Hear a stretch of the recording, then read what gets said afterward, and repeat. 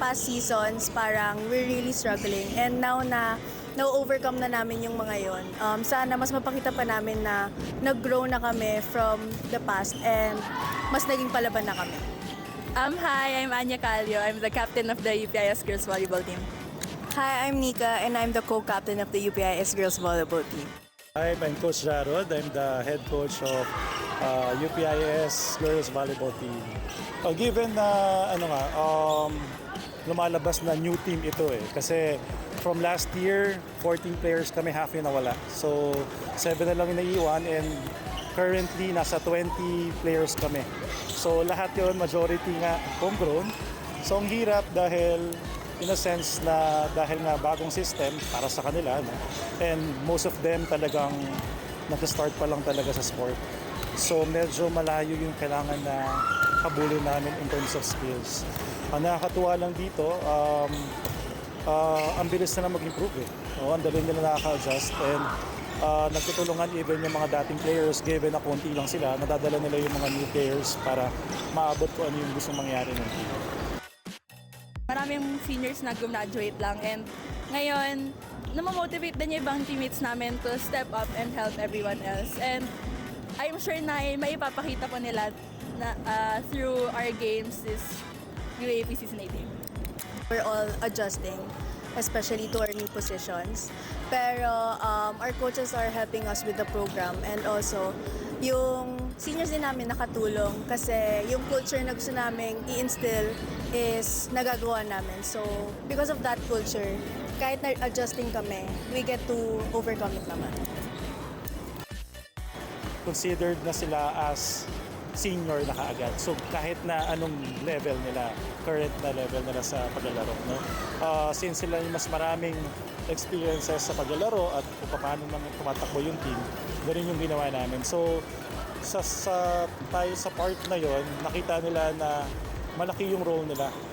Okay, mabigat yung role nila. So kailangan nilang mag-step up as seniors to lead kung ano yung mga dapat mangyari during practices, even paano yung tamang discipline during training, and maging helpful din even sa academics nila. So paano nila ginawa yun for the past how many years? First, we want to achieve at least get into the Final Four. And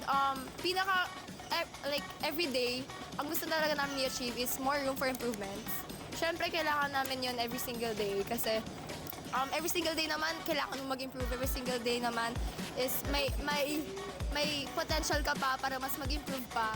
Based on my experience, I really want to learn how to control my emotions because me myself, I am a really sensitive person. And whenever I have a bad game or whenever we have a bad game, we are emotional, yeah.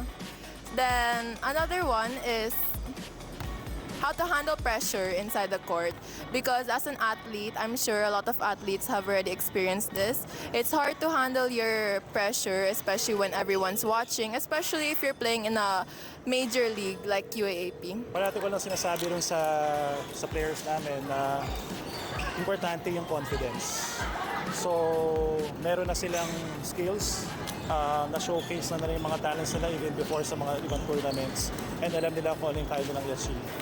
So sana, given na meron silang ganung klaseng skills, sana hindi mawala yung confidence. Siguro, magkaroon sila ng tiwala sa sarili nila and always show up. Magiging mahirap talaga yung journey nyo. Personally ako, nahihirapan pa rin ako idikdik sa sarili ko na nagkaroon ka ng tiwala sa sarili mo kasi pinaghirapan mo naman yun and makakapag-perform ka as long as you show up and you try your best. Siguro, magtiwala ka rin sa mga kasama mo. Malaking bagay siya since it's a team sport.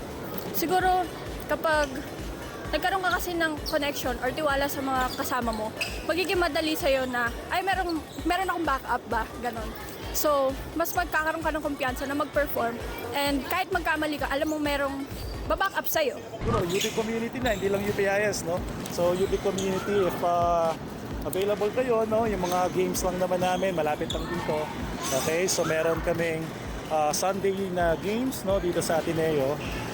Yung week, every Wednesday na games namin, medyo malayo sa Paco. Pero siguro, try natin i-support, no? Yung team natin. Try natin na na i-cheer, no, para makita rin naman natin kung paano rin nag-work yung buong community, no, na given na itong mga students natin, binibigay din yung lahat, no, para sa school board.